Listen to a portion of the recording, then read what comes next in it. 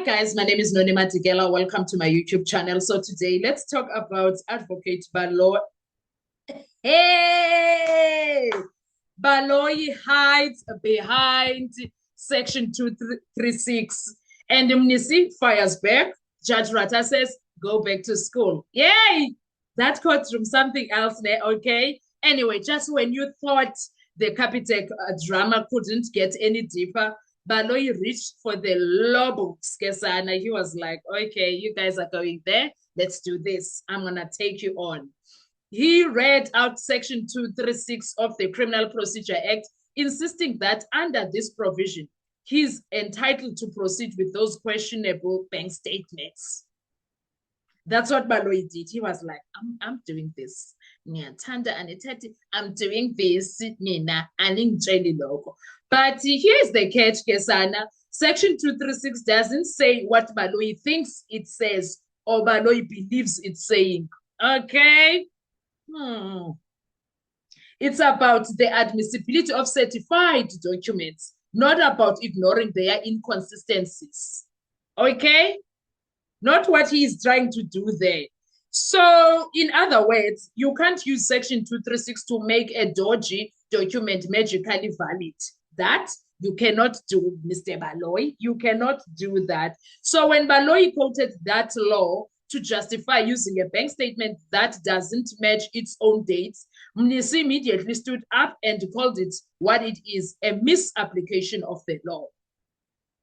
And instead of addressing the issue seriously, Judge Rata gave one of the most shocking responses we've ever heard so far. He told them, let's go back to school. Let's get educated. He was irritated for face. He was very irritated, like everyone is a dumb cop but him. Just like that, dismissing a legal debate with sarcasm instead of ruling on whether Baloyi was actually right or wrong. That's what Judge Rata did. That is not just unprofessional. It's a sign that the judge may be losing patience or worse, avoiding proper judicial reasoning. Okay? Let's be clear about one thing when it comes to this entire Section 236. It doesn't cover up bad evidence. It simply allows certified records to be used in court if they are authentic and relevant, which is exactly what's happening here. It's very questionable. What Baloyi did was twist that section to justify evidence that may be misleading. Mnisi caught it immediately, but instead of recognition, he got ridiculed by Judge Rata. If a defense lawyer gets mocked for doing his job and the prosecutor gets away with stretching the law, that's not a fair courtroom. Judge Rata is not a fair judge at this point. That's chaos under the mask of law. Because tell me why Judge Rata is behaving like that. Tell me why Judge Rata is expecting to be accepted what he does in that courtroom like that. Please make it make sense, because it's really not making sense. Once again, we are seeing a pattern, questionable evidence, defensive prosecution, and a judge who seems too quick to silence legitimate objections. The law is supposed to protect the truth, not protect who's shouting the loudest. But in Judge Rata's courtroom,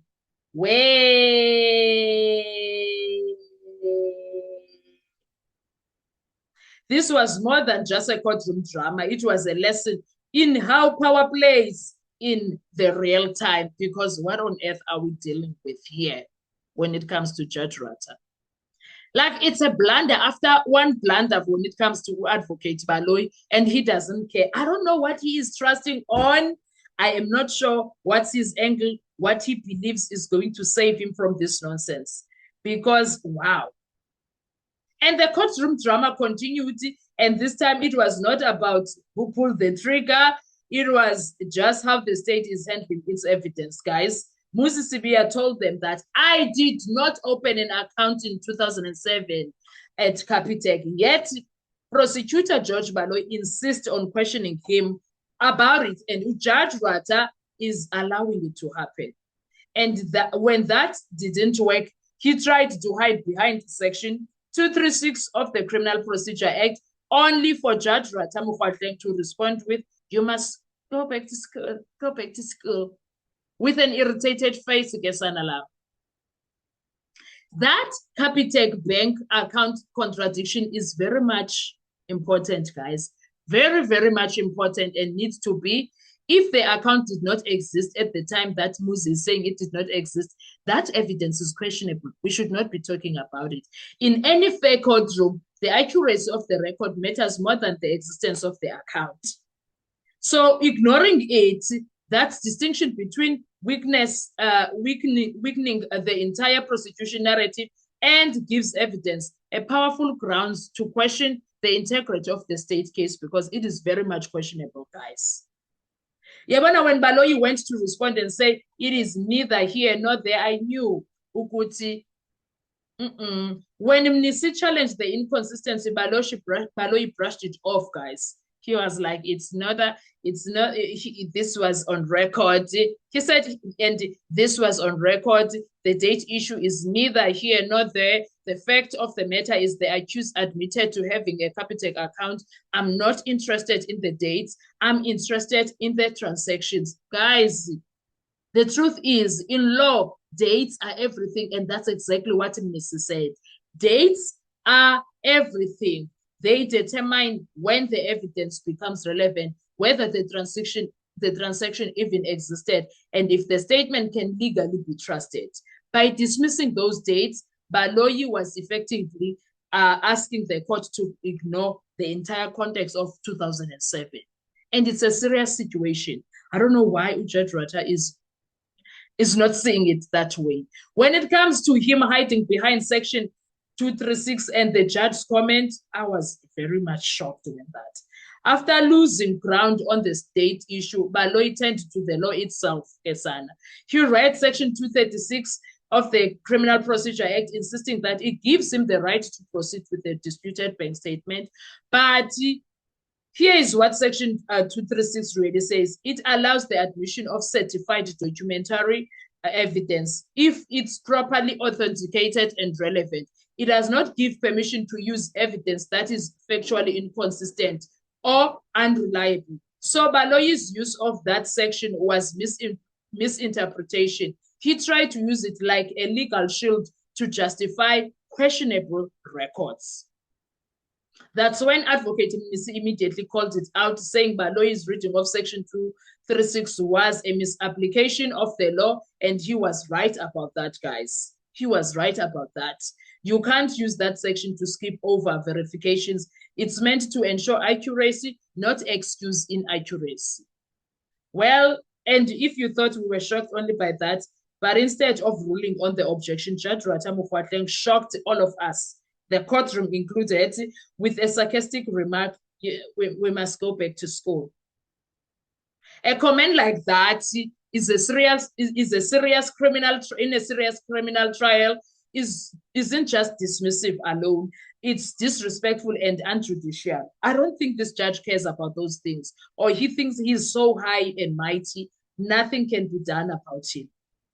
It suggests frustration or bias, and it is completely sidestepped the real issue. What Baloyi is applying the law correctly or not is the question.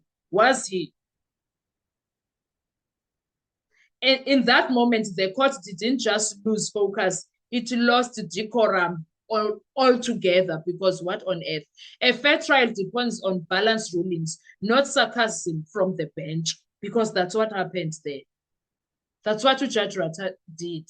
What does all of that mean?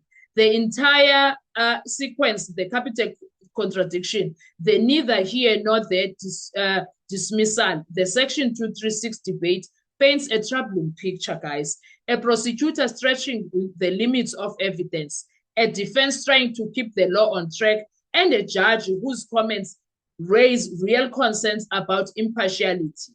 And the result? A courtroom where facts are blurred, law is bent, and fairness is hanging by the thread. If evidence can be used without proper dates, and if legal objections are met with sarcasm, then justice isn't being served, it's being staged. And when that happens, the truth doesn't just get delayed, it gets buried. What we are seeing in the Senzo Meyiwa trial is no longer just about guilt or innocence. It's about how justice is being done. The law must be applied correctly, evidence must be authentic, and the judge must treat both sides with equal respect, because justice without fairness is just performance. That's what we dealt with on the Senzo Meyiwa case yesterday, guys. Because Judge Ratha, you are watching the Noni M podcast, where we don't just follow the trial, we decode it, because that's what we are doing when it comes to everything that we see. That please don't forget to like, to comment, to share, and to make sure that you are subscribed. While you are doing all of that, drop your comments and your thoughts on the comment section. Should Judge Ratha ever dismiss lawyers like that in open court? But then again, that's how he rolls, Judge Ratha. I want to hear your views. Thank you so much. I will see you on our next video. Bye-bye.